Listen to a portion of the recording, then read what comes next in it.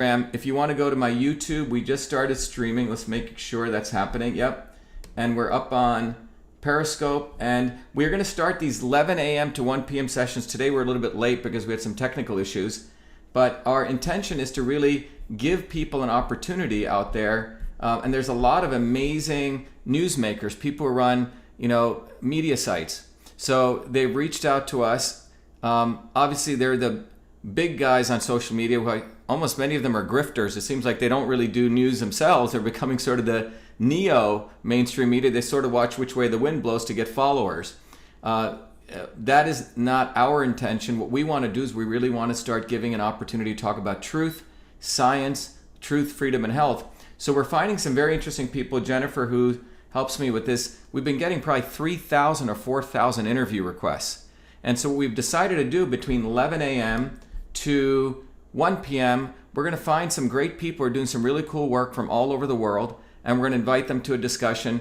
Given my limitation of time, during 11 to 1, we're going to have sort of 15, sometimes 30-minute segments. So I have Robert Lamont here. Robert was just sharing with me his background, so I'm going to go over to Robert here. So Robert, why don't you share with us just really quickly what you do, and let's get into about 15 minutes of good Q&A.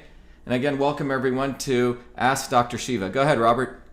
Okay, so from the UK, having built up the observation deck on YouTube and come out of the corporate sector, I must admit it was the corporate sector that pushed me out, and I stepped willingly out of it simply because of the truth side of it in the upper echelons of corporations didn't start ringing true to me, in as much as I had the CEO of a very large communications company that's known globally come up to me in a room after I'd saved them several £million worth of money through a project that I'd worked on. The CEO said, "Can you send me that project so we can go ahead with it?" And then all of a sudden, ego started stepping in, and my manager basically blocked me from sending that information because it was against their budgetary controls and all the rest of it. And that's when the red flags started coming up with me, thinking, hang on a second, I thought we were all working towards the same goal, as naive as that sounds, where unfortunately the politics got a little bit too hot for me. And I said, no, this is not the sort of situation I want to be in. I'm just an open person who wants to find out what the truth is. Then I started the observation deck, started digging into research work on all sorts of subjects. History being one of my favorite subjects was one of them, but geopolitics was definitely another, has been for many, many years. And then obviously the COVID-19 debacle raised its head, and that just completely then stopped me doing what I was doing as far as alternative history is concerned, because I was picking out all of the history is only ever written by the winners and pointing out, people would be surprised. So Robert, so I think we understand. So you're a seeker of truth. So can you talk about what we want to talk about today? I know the goal was you had some questions for me. I'd like to ask you a couple of questions and put you in a position where, for instance, one of the questions, you've got a lot of highly intelligent medical experts around the world, and they seem to be simply going along with what's clearly a flawed approach to what many are calling the seasonal flu. And I just wanted to get your take on why you think that is. Right. So Robert Lamont, by the way, is joining us from the United Kingdom, and Robert runs the name of the observation deck, and he's an independent journalist. And so Robert really wanted my opinion on the first question. We're going to do about 3 questions, Robert, because we have another person joining us. I think your question is, why is it that the quote-unquote medical experts are all falling in line with what I characterize as a fear-mongering hoax with this thing called COVID-19? So I'll tell you why. There's a number of reasons. First, if you look at medical experts and the entire medical establishment, that entire model is not, frankly, based on what you would call a holistic understanding of the body. Okay, a systems-based approach to the body. In fact, the Epoch Times just did a great piece on my interview with them, talking about when I went back to India after my PhD work at MIT, I was actually able to understand that the Eastern systems of medicine are not woo-woo. They actually are a way of looking at the body as a system, although they use a different language. But the medical experts, I mean, I wanted to go into medical school, right? Pre-med student, but what I found was I would always apply and one step in and one step out, because what I found was deep in my gut, the medical system does not want you really solving problems for that individual in a unique way. So it's not about one size fit. It's one size fit all medicine. So they want you to look at an individual, fit that person into a bucket, and then give them a particular medical intervention or a particular drug. So just think about that. Everyone in the medical, big pharma medical establishment model is treated as a statistic. And that notion is coming top down, literally by actuarial people right now. The entire process of medicine is controlled no longer by science. It's controlled by what we at MIT used to call bean counters. People are counting how many beans, the accountants. So they are doing top-down medicine, which is to dictate to someone, under this condition you will do this. So you can frankly replace, unfortunately, most of these doctors who are victimized. Most of the quote-unquote medical experts are victims of the Stockholm Syndrome. That's what they are. They're hostages of this system, and they start giving control away. So that's why. So first of all, they don't have a systems approach to the body. They're not taught that in medical school. They're not even taught to take a nutrition course, not in high school and medical school. And on top of that, they lack a systems approach to the body. So when something comes out of that box that they're trained in, they are instinctually taught to destroy it and attack it. That's what they're taught, because otherwise they're going to be kicked out of the club. So this is a cultural issue. I hope that answers the question. There's a scientific issue with the fact is they're taught to practice a outdated, in many ways sometimes a fake science, but more fundamentally, it's because they're in the club or they're out of the club.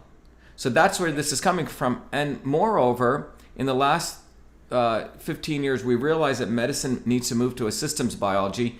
99% of the MDs are not even trained in that because of their medical training. So I hope that answers that question. It does. I mean, it's usually tenure over anything else, which is what usually comes out of it. If we say we've got 3 questions, I picked a list of 10 here, so I'm going to pick out 3. All right? Sure. I'm going to pick it. So one of the other questions then, given the fallout on people's lives and the economy, are the current measures for COVID justified? Right. So the question, I'll just repeat again to the audience, it's a great question. Given the impact on the economy, are the current measures justified?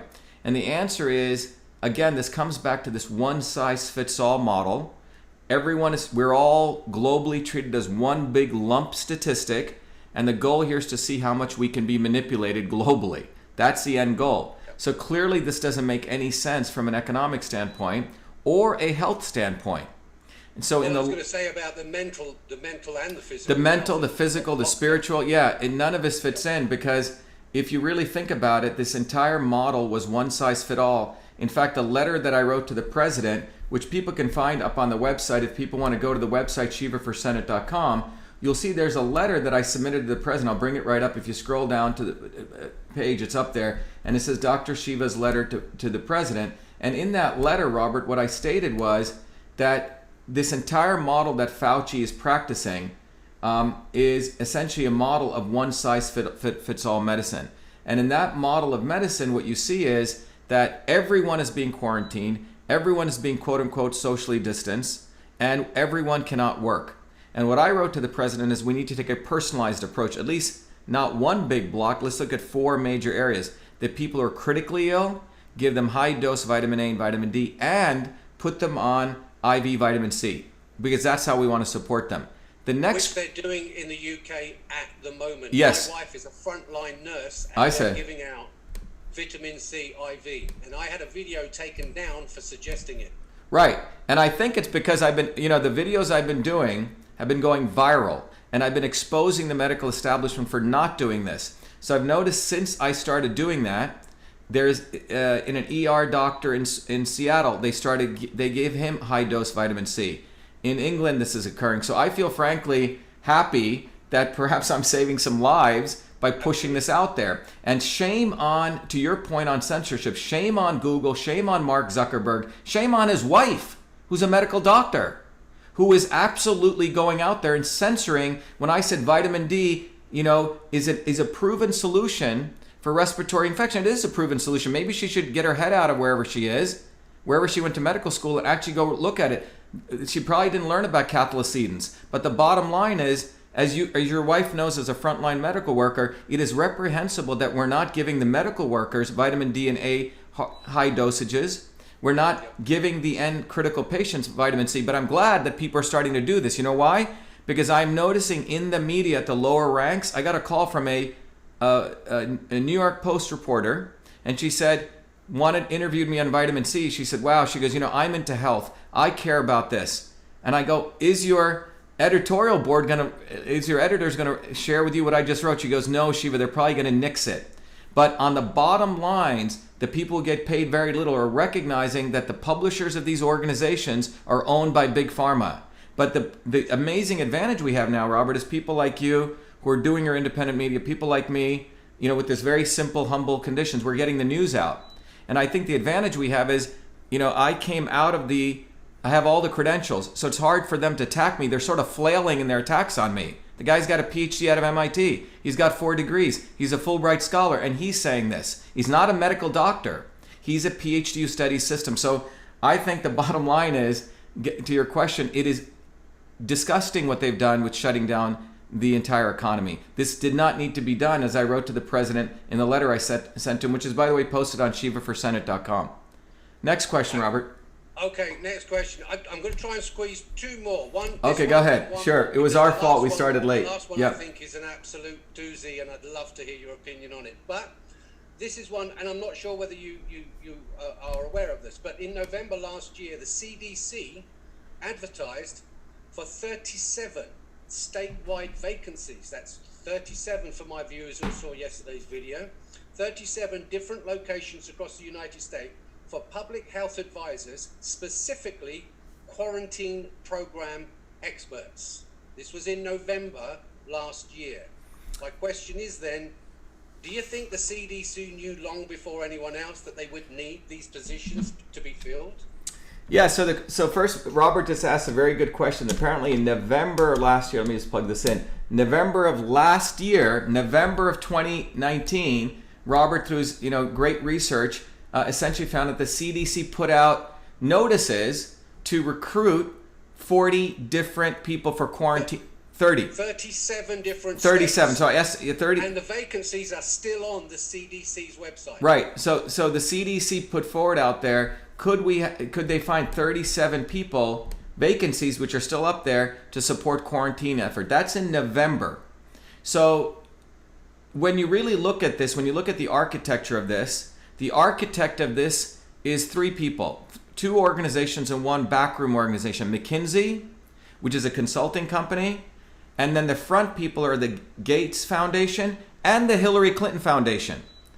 What's happening is everyone recognizes it's Gates, but Hillary Clinton, through the Clinton Global Initiative, is very closely involved because they started the Vaccine Alliance.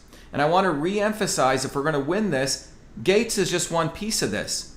People like Bobby Kennedy, who've been part of the not-so-obvious establishment in this medical freedom movement, never attack Hillary Clinton. Never. They're Zippo on it. Why? Because they're his friends. So it's cool to attack Bill Gates now, okay? It's cool to attack Fauci after I started. But if you're not attacking Hillary Clinton, you're part of the problem.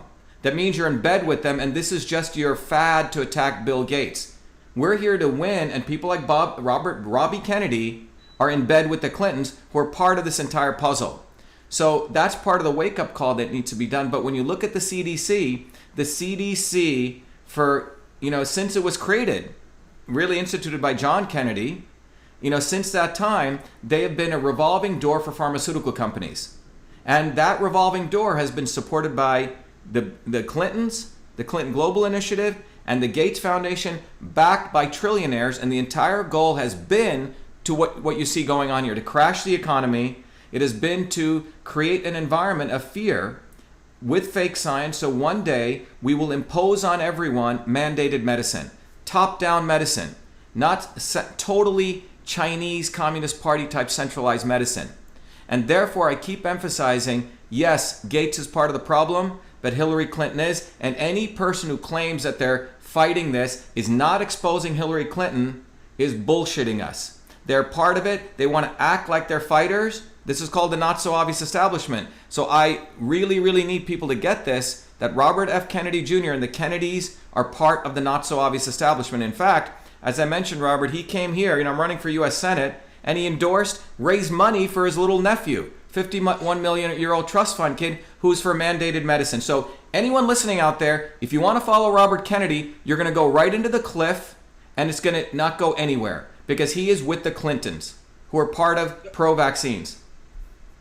So, which brings me perfectly to, I know we've got a time constraint here, Dr. Shiva, so the last question. If you were placed in charge of an investigation committee by the president, who would you look at and why? Right, so great question. So Robert is asking, if I were placed in charge of an investigative committee to look into this, who would I look at and why? Well, the first person, that we have access to look at is Fauci. But I would also look at, I think his name is Redfield, the head of the CDC, and the head of the NIH, all of them, Francis Collins. You have to understand that the CDC, the NIH, as well as the Infectious Disease Center, which Fauci leads, those three people all need to be investigated, because for a long time, they have been part of the problem, which is part of the academic establishment, which no longer really does great science. They all regress to the mean, mediocre science. And it's about bureaucrats. It's no longer scientists. It's bureaucrats who run the scientific establishment in the United States. I'm sure that's true in London. And for that matter, it's true, I know, in India, when I was recruited, not before the current Prime Minister, 2 years ago by the scientific establishment of India to run the largest innovation center. I saw the level of bureaucracy. I saw the level of corruption. So what we fundamentally have is a scientific establishment. In the biological sciences, it's a CDC, the NIH director, and Fauci. Those three guys should all be investigated for collusion, because what they've been doing is they've been suppressing real science. They've been shunning alternative opinions, which is what science is supposed to be about. It's supposed to be about open discourse. So they violated freedom, and they've essentially been promoting, they've been part of the vaccine, or more specifically the big mandated medicine agenda. Those are the three people. Okay, so I mean, obviously with Fauci's 3.7 million backhander to Wuhan, after the mandate that was passed back in 2015, he would personally be one of my targets. My last wrap-up question then for you, because I know you're pressed for time, is what advice would you give to people at this moment in time going through the lockdown for their own mental health and well-being? Yes, that's a great question. So the last question Robert has asked, again, Robert's from the Observation Deck, a independent journalist who went through a lot to start sharing the truth. He does great research. Part of what I mentioned we're going to do on these Ask Dr. Shiva live sessions, we're really going to invite people who are doing great work. We're not the top-down mainstream media. But part of the effort here is what would I recommend that people do when they're in this state of basically house arrest? I would recommend the following. Step one, everyone should understand what is a system.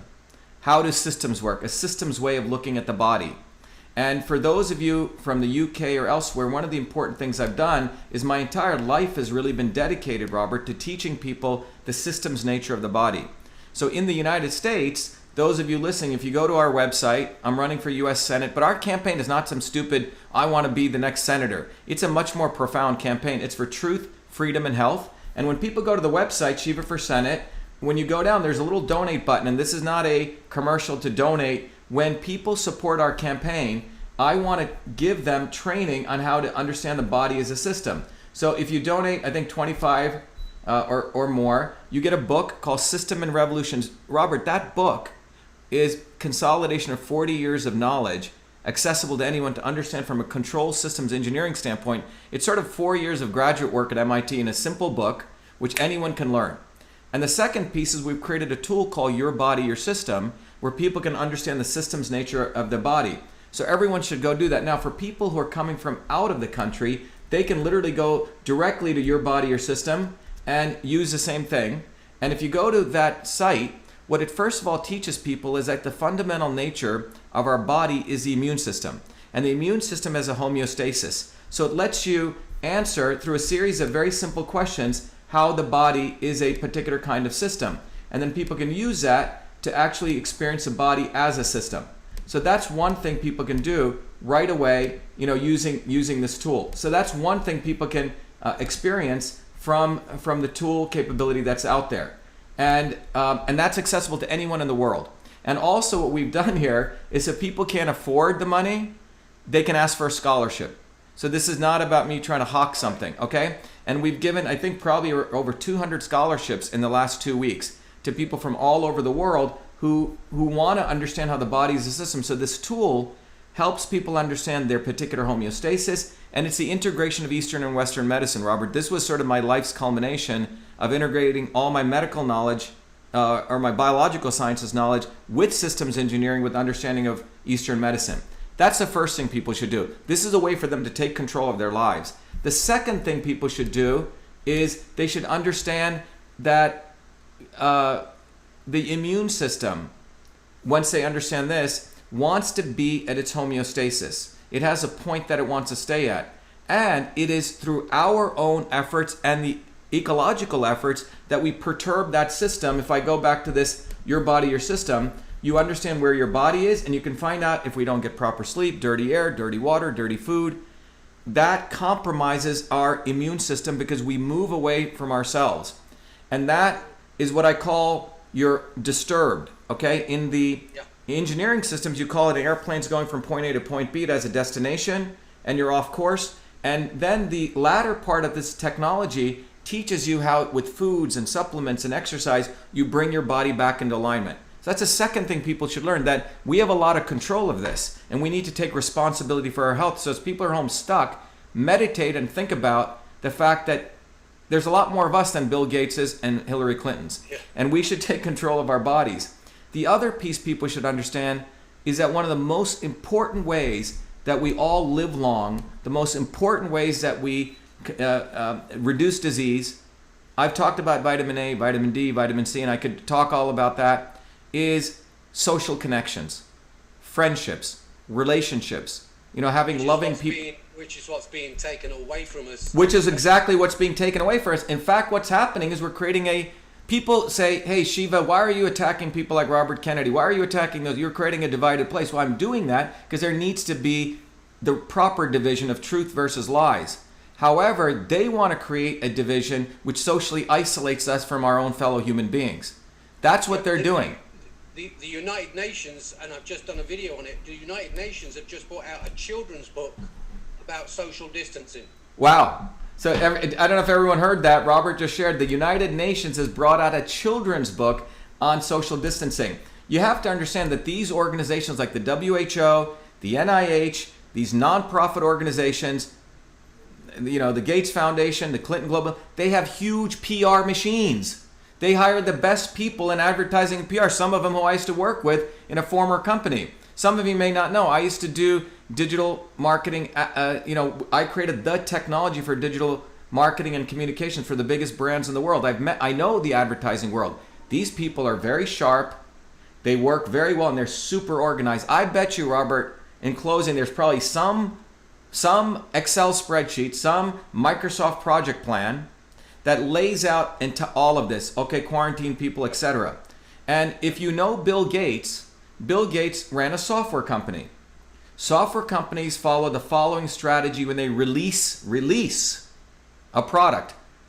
Alpha phase, where they test it in small groups of people, get feedback. Then they do a beta phase, more customers. And then they do the gold release. In my opinion, Event 201 was their alpha release. Okay? Their little training.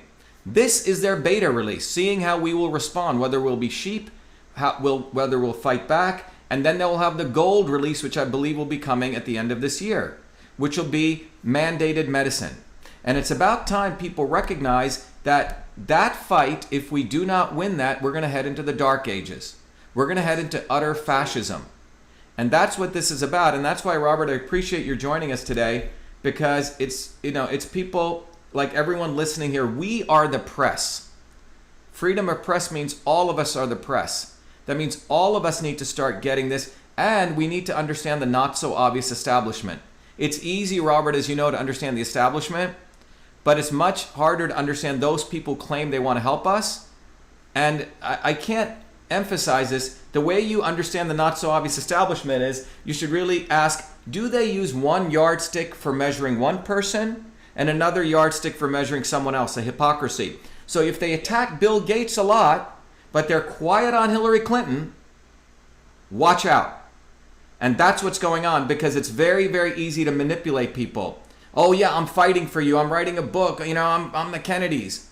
Well, you're totally letting this criminal get away, Hillary Clinton. So that's where this movement is going to head. Is it going to have proper leadership, bottoms up, or is it going to have a different kind of top-down leadership which will destroy us? So that's why I think, Robert, I'm so happy you joined us, and that's why I'm committed to bringing a lot of people like yourself and making sure we give you guys a lot of, platform, and so we can have this conversation. Yeah. But I really appreciate your coming on. And everyone, thank Robert Lamont from the Observation Deck. Thanks very much for your time, Dr. Shiva. I really appreciate it. I know you're a busy man. I just want one more phrase for my guys, which is just simply say, support White T-Shirt Day. Everyone, support White T-Shirt Day. Be the light. Thank you. Thank you very much. Okay, be well, everyone. Take care. Okay, we're going to bring in our next person. Jen, is Simland ready? Let me bring in Robert. Be well. Take care. Take care. Bye-bye. Bye-bye. Okay, so everyone, that was Robert Lamont, and we have how are you doing? Hey, I'm doing good. How about you? Good. So we're doing live streaming here, as you know. So what would be good is we're doing Ask Dr. Shiva. Why don't you introduce yourself and tell us a little bit about who you are? Yeah, well, I'm really glad to talk with you. And my name is Siim and I'm from Estonia. So I'm like a quote-unquote biohacker or a health enthusiast. And I kind of I say. I have a podcast. And so how do you say your name? Siim. Sorry. How do you say your name? Siim. Yes, SIIM land. Like and what's the Siim. name of your podcast? It's Body Mind Empowerment. And okay, so I just want to let everyone know. So everyone out there, we have Siim Land joining us from Estonia. And part of what we're doing is this is the Ask Dr. Shiva session where we invite people who are doing some great work. And you're from Estonia. And part of the thing is to get this, we've had so many people worldwide. So are you recording this on your end? I would like to, but okay. I need some permission from Yes, let me give you ability to record. So you can record this, allow record. Go ahead. So you can start recording this so you can use it for your own thing. Okay. All right.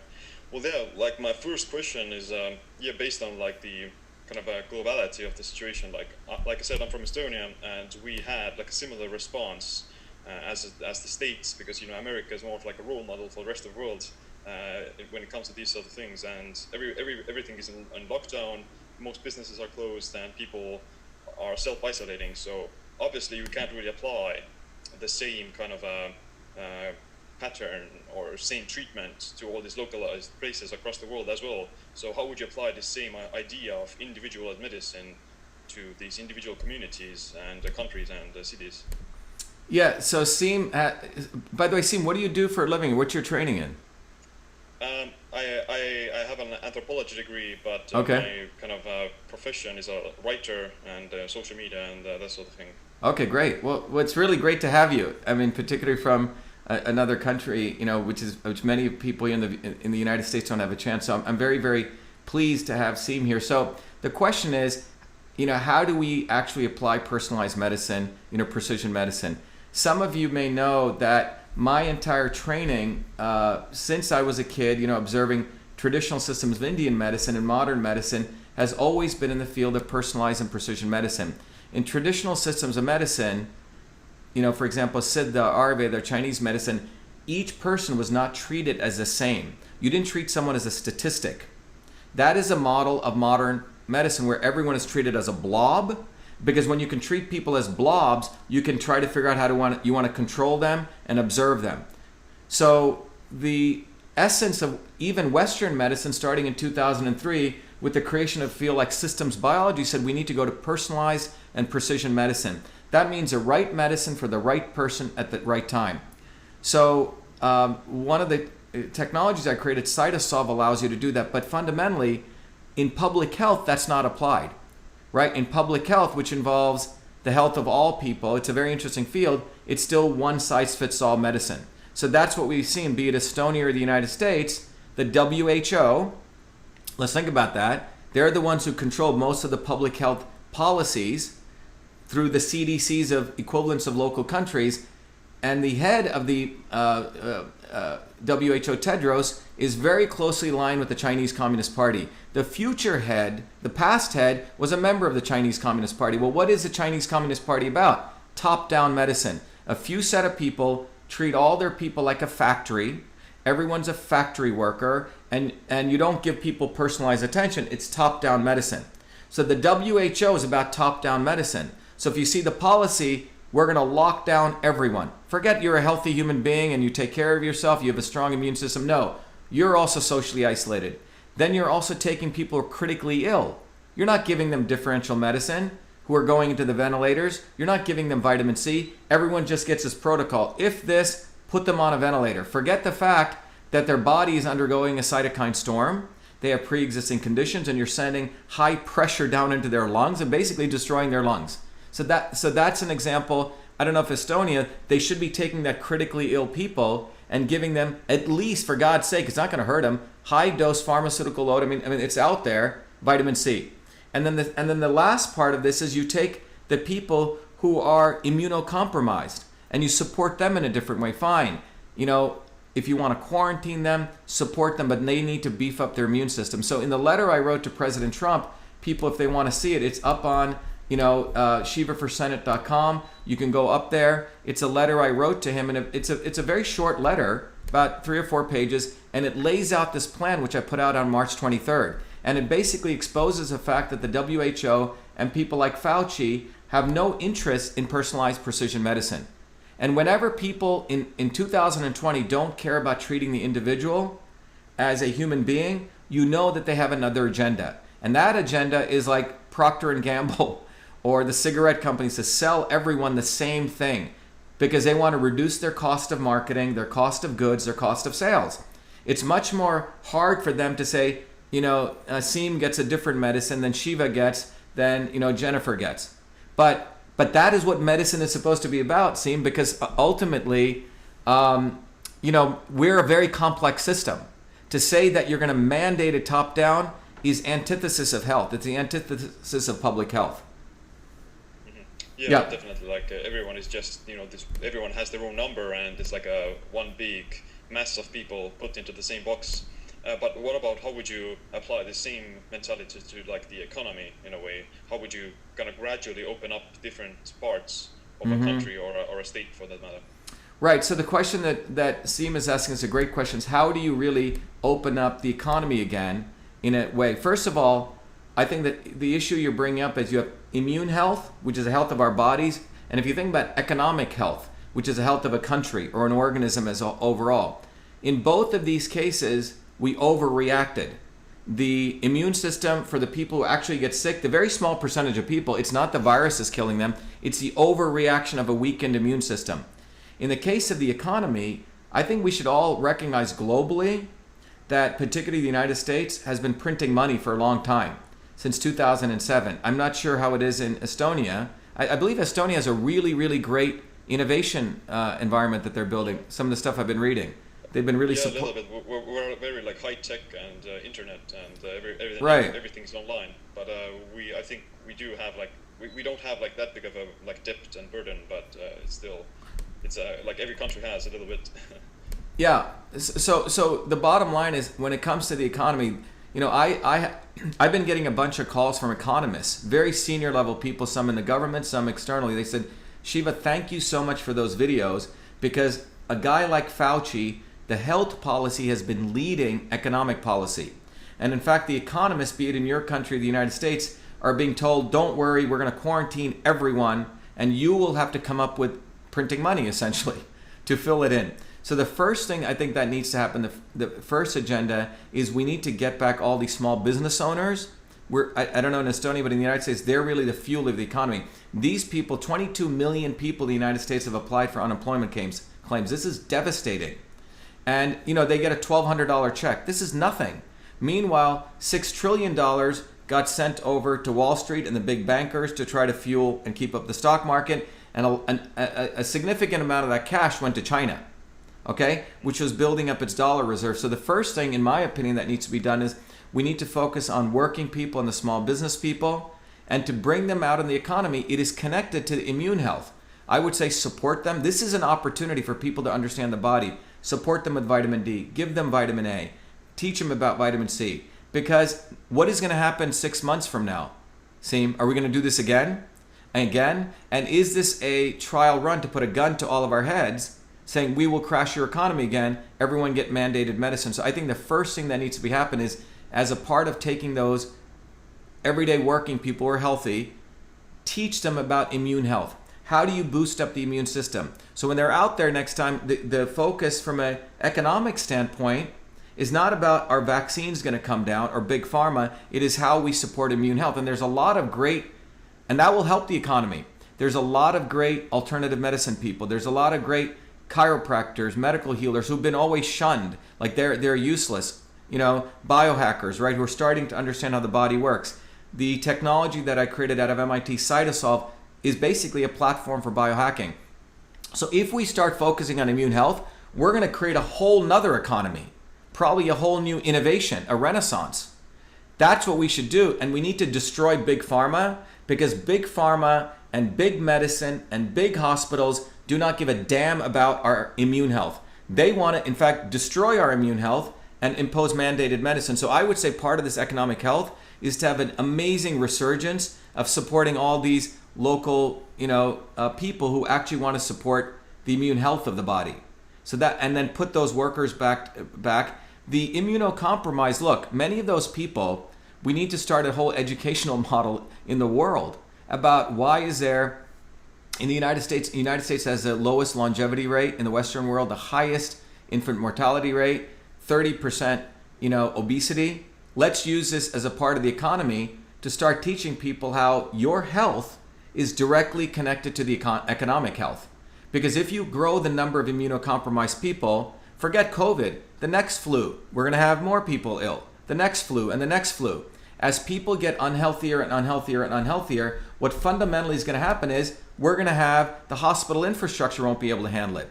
And the hospital infrastructure itself is completely corrupt. So part of the economic health is in your hospitals, be it in Estonia or Europe and other countries, we need to eliminate all these middlemen. And part of it is we need to create economic incentives to support the medical doctor at the one-on-one level, out of the big hospitals, back to one-on-one health. We'll take one more question, Siim. I hope that's okay. Yeah. Sorry, I know we got you in late.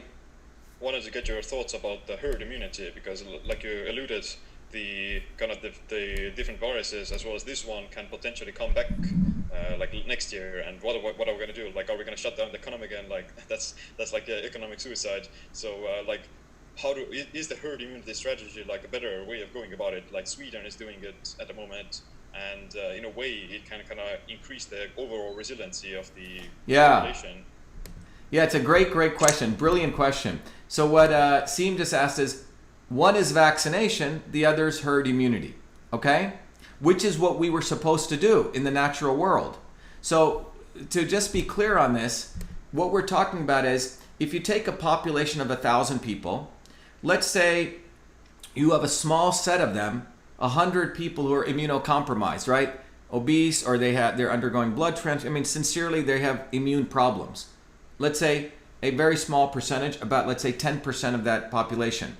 The notion of vaccinations came about in a very weird way. It said in order to protect that 10%, we need to immunize a certain portion of the other 900 people. Okay? Just follow this very carefully. So in order to build herd immunity, it was a wrong way of doing herd immunity. Okay? They purposely misused the term. So they said in order to protect these 10% of people as though they were the compassionate people, etc., we need to immunize the other 900 people. Okay? And they came up with a percentage of what portion of that 900 people needed to be immunized for different vaccines, for different different viruses. So for example, measles, it started at 70% of that 900 people, which would have been 630. Then it went up to, that wasn't working, 75, then 80, then 90. Now it's 95%. So what they're saying is, out of that 900 people, at least about 900 people need to be immunized, or about 810 people or more to protect the 10%. Okay, so just get this argument. Does that follow? So in order to so this is their argument of herd immunity, but it's through vaccines, and that vaccine is something that is not going through your innate immune system. It's not natural. It's subverting your innate immune system, going right into your bloodstream. That means your macrophages, your neutrophils, all these other very important things which are in your eyes, your nose, your ears, how if I sneezed on you, you would get them. You're subverting that. And the notion is, oh, if you generate antibodies, you're okay. Well, it's total bullshit. Because as someone who studies the immune system, who gave the lecture at the National Science Foundation where I laid out the real science of the immune system, you've just short-circuited something. You're not following the orchestration of nature's biological models. What you're doing is you're short-circuiting it, and then you're telling it's equivalent. It's a false equivalence. Now, if we really... So the model is, in order to protect that 10%, we're going to have to vaccinate all these people, and then let's say some of them get injured, and they become immunocompromised. Well, now the 100 may go to 200, 300. So over time, the whole model breaks down because you're going to have more and more people immunocompromised and more of the healthy people having to get all vaccinated. The traditional model, if you look at most medical systems, was when a virus came, whether it was for animals, like in the village where I grew up in, if a animal got, some virus, they immediately had it sneezed and they gave it to everyone else. Because for economic reasons, because you didn't want little by little, you wanted all of it to be orchestrated. In fact, in traditional systems of medicine, if someone got virus, they would take the pus and they would shoot it up people's nose. Now, that is a natural way of getting it. Exposure. I grew up where we had chickenpox, measles parties, and we also know that when you expose yourself to these viruses we're supposed to get, your body turns on many other genes through the interferon system.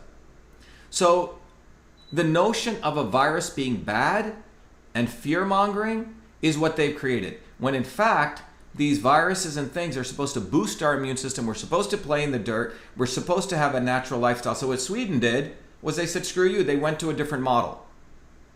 And that is basically saying, we may take a little hit, but you know what we're going to do? We're going to build our resilience. And you have to understand, George Washington's troops in the United States, when they knew smallpox was coming, he actually exposed everyone to smallpox openly through a technique called variolation, where they did a slight abrasion and was brought to the United States by an African slave.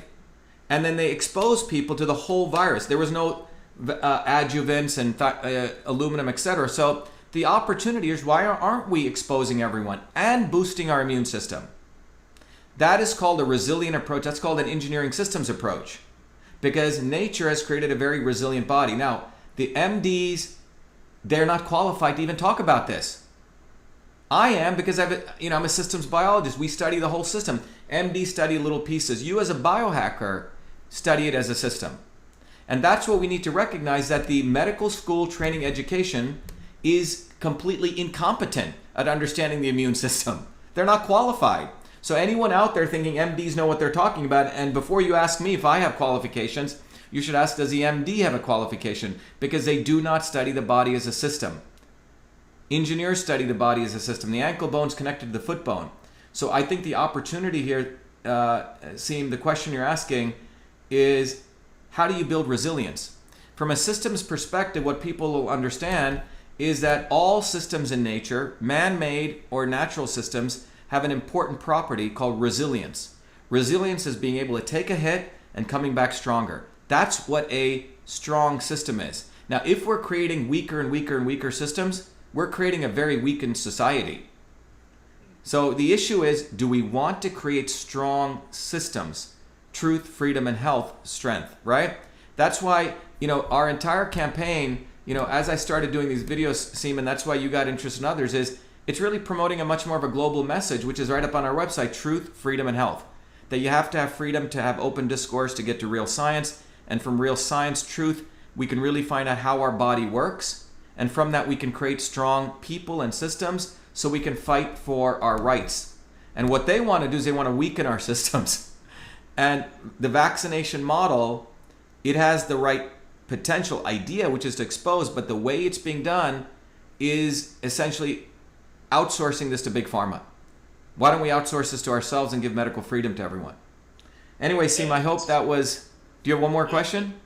No, it's literally like just trying to fix something in the short term. But the problem is that the virus is going to evolve, and then you have to kind of get another vaccine, etc., etc. Exactly, and that's a wonderful model. That's a business plan, yeah. Yeah. So you hit something very, very interesting. Look, every business, I'm an entrepreneur. Every time I've started a business, one of the best ways that you can look at the value of a business is what's called a recurring revenue stream. Okay, Gillette, the shaving companies, have the recurring revenue model, right? They not only want to sell you. If they don't want to create a razor that lasts forever. So they sell you the razor, and then they sell you blades. And those are very profitable businesses because now they got you hooked, right? Well, suppose a business model was that you weaken your immune system, and every year a new virus comes, and now you've scared people. That's what they've done. That's why we need to break over the fear with real science. Now you have a model where you scare the shit out of everyone, and even quote-unquote intelligent people using fake science, and all of them are going to think, oh my God, I got to get vaccines. Oh my God, my child. By the way, how many under 20-year-old people even died from this? Zero, near zero. It's minuscule. So now you've scared children. You've created a fear environment. So unfortunately, people may say, yeah, okay, Siim, please, here's my passport. Stamp the vaccine card on me. It's okay. That's when fascism begins. And that's what they're teeing up for. We're in the beta phase. We did alpha, which was their event 201. This is beta, and Bill Gates knows about this, and then they're going to go to gold. Gold phase is where we all are carrying on an immunity card or some medical card. Anyway, Siim, I appreciate your time. Yeah. And thank you as well. Yeah, let me just tell everyone who's out there, Siim, what's your last name? Land. And the name of your podcast again is? You can find it on YouTube as Siim Lund. Siim Lund. So everyone who goes to Siim Lund, look up Siim's podcast. But he's a biohacker. He's from Estonia. But it was very nice having you, Siim. Thank you for joining us. It was a real pleasure. Great questions. All the best. All the best. Okay, good. Be the light. Thank you. Bye. Thanks. Jen, do we have someone else joining us? Do we go to the next thing? Jennifer?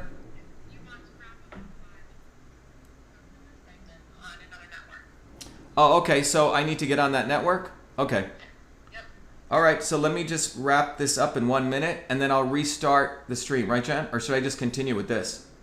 No, you're logging on to theirs. It's recorded. Oh, okay. But I'm going to stream out, okay?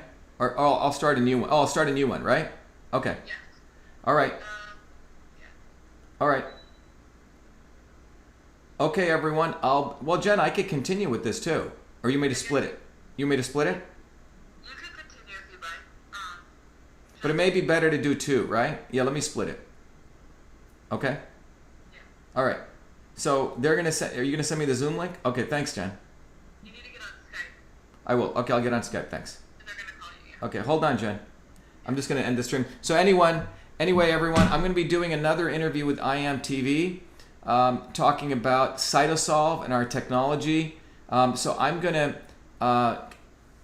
end this stream so it publishes, and then I'm going to start an... hey, Jen, should I end it or just start another? Just keep going. I could just bring up Skype and I have the camera set up. You can leave it. Okay. Well, let me ask people. How many of you would like me to just continue this stream or start another one? How many people say, yay, just continue? Up on YouTube, let me see.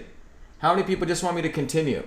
Should I just continue? I have another one coming up with another organization called IMTV. Yes? Keep doing good work, keep going? Yes, keep going, or start a new stream? Let me look at what people are saying. What do people want on YouTube? Do you want me to start it, Jen, if you can look at what people are saying on Facebook? So the question is, should I start a new stream or just keep going with this? Keep going. People are saying keep going, keep going. Okay, great. So let me just, I'm going to start, I'm going to end this meeting here. And I'm going to stop, I'm going to bring my other interviewer in. And Jen, what is their Skype address? They're calling you. So if you have your... Okay, so I'm going to join the call. What they the experience that you're having.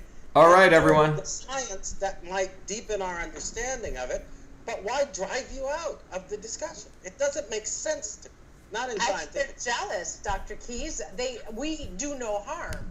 We only. So everyone, I'm going to be joining another podcast here with Alan Keys. What's happening?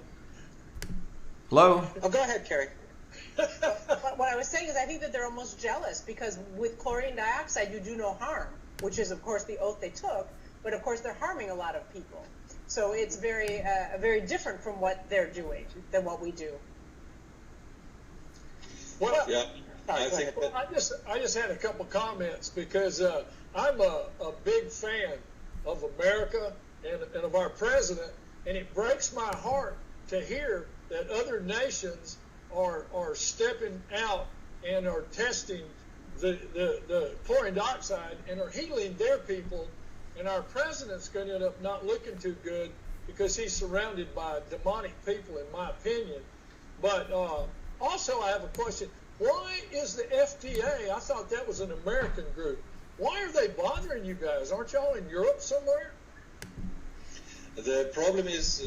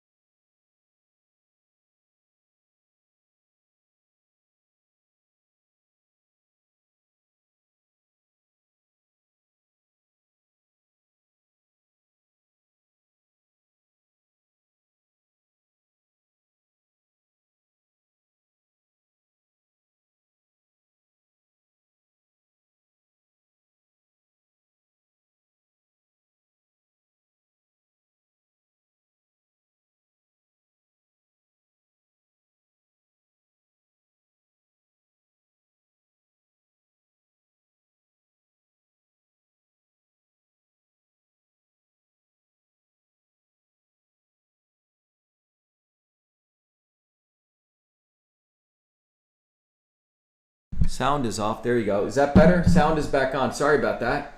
Sound was on. Sound was off when I went on the other site. Sorry about that, guys. Sound is back on. Thank you. Sound back on. Sound back on. Okay. Thank you. Hey, Jen, the sound was off. All right.